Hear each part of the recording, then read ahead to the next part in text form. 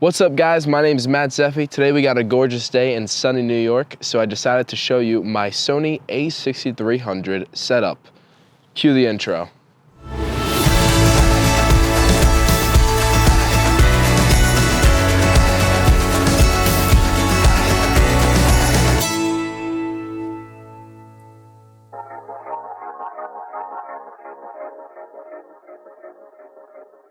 Alright guys, welcome back to my channel. Please forgive me today, I'm a little bit sick, but it was a gorgeous day, so I said I had to pretty much get out here and film this video. So basically today I wanted to show you my Sony a6300 setup with the Xeon Crane gimbal and a Feelworld F7 monitor. So the Sony a6300 is pretty much devalued a lot since I first purchased it for around $1,000. You probably could pick one up for around 800 right now. The Xeon Crane, same thing. I bought it for around 650, but it's probably around $399 right now. I think I saw it for. And the Feelworld F7 I got for a really good price of $150, and that was a great deal in my opinion. So this setup is the perfect thing for running gun shooters. It allows you to be able to preview what you're shooting and kind of go through all your settings on the menu on this 7-inch screen. It's extraordinarily light, and that's kind of one of the biggest perks about the Sony a6300 and this Xeon gimbal, as well as this 7-inch monitor. And I have a smaller NP-FW battery on here right now, so that's why it's a little bit lighter, but overall, this setup is extraordinarily light, and that's why it's perfect for running gun shooting. Basically, I just picked this whole entire thing out of my backpack. I was able to tear it down, throw it right into my backpack, and to set it all up takes probably no more than 3 minutes. And that includes balancing the camera on the gimbal and etc. In addition to that, you could also flip your gimbal around. Depending on what gimbal you have, if you have the Xeon Crane, you can flip this gimbal around at any time, and you will probably want to readjust your monitor, and you'll probably have to adjust the orientation. But overall, I really don't think you can beat that. Now, in addition to this setup, I also have a dual handle grip that you could slide onto this Xeon Crane.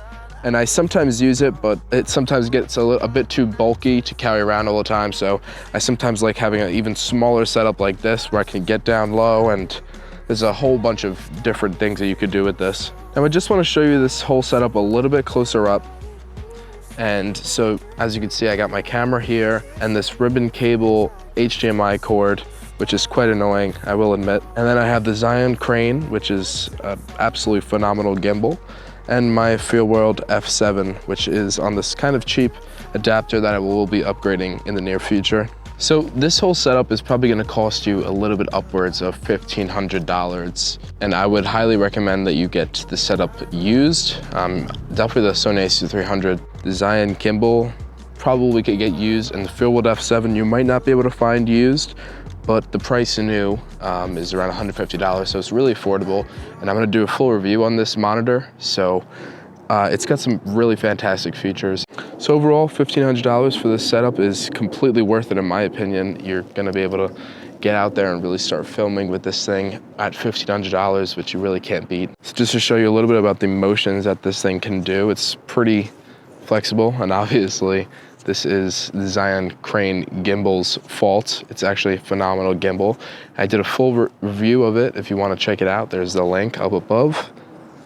So aside from all the positives of this fantastic setup, there are a couple negatives, and those are this HDMI cord is absolutely beyond irritating.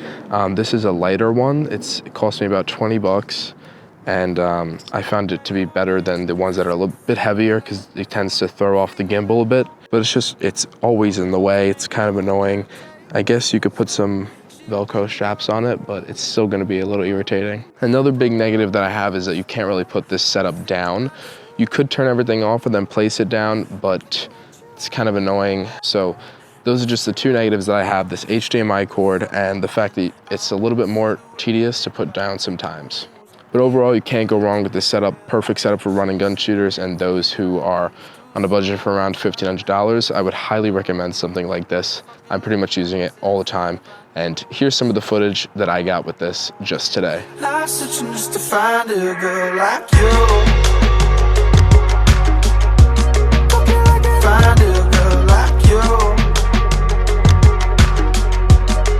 Find a girl like you.